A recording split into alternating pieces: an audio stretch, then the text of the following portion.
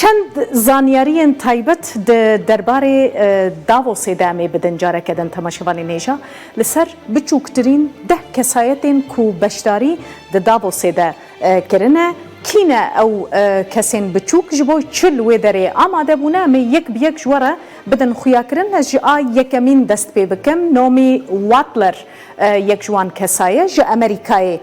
beşdar bûye Amerîkiyeke bi eslê xwe Efrîqî ye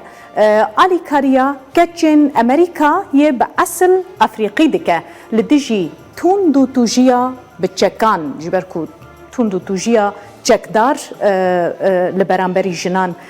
dibe Naomi jî yek ji wan kesaye ku di wî warî de çalak e ji ber wê yekê beşdarî Davosê bûye. Di rêza duyemîn de Cruz Erdman tê temen çend salî ye 14 salî ye ji Endonezya ji girava Balî giraveke gelekî xweş û geştiyarî ye ji wê giravê hatiye di Davosê de beşdar bûye duwarê parastina jêrderyayê de kar dike Cruz di temenê 10 saliyê de 16 caran çûye jêr deryayê 106 caran çûye jêr deryayê di temenê 12 saliyê de jî wêneyên jêr avê girtine digirtin ji ber wê yekê girîngiya parastina jêr avê bo wî gelekî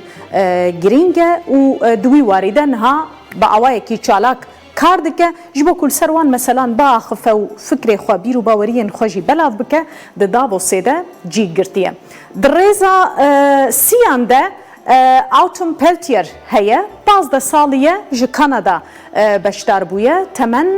di temenê 8 salîya xwe de duwarê parastina avê de bi taybetî jî ava ve xwarinê kar dike weke şervana avê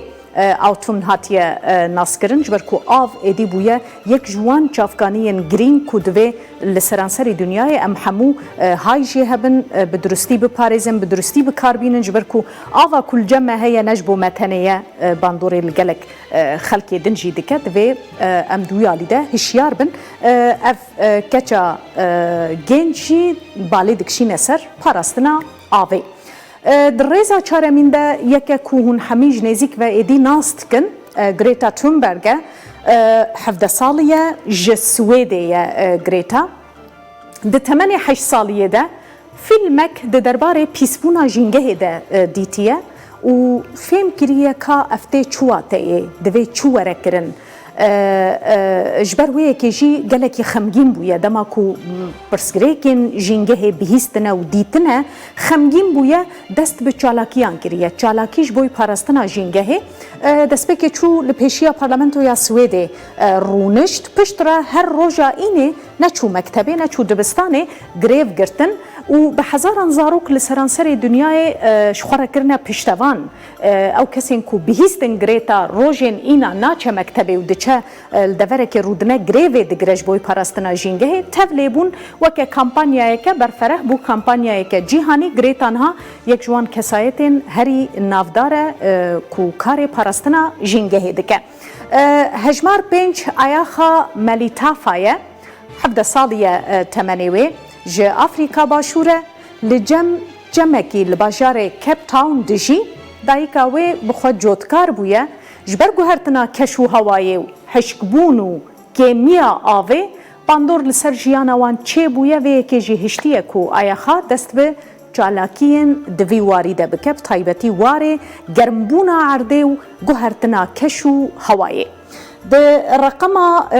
şeşemîn de Salvador Gomez Colon tê 17 salî ye ji Puerto Rico'ye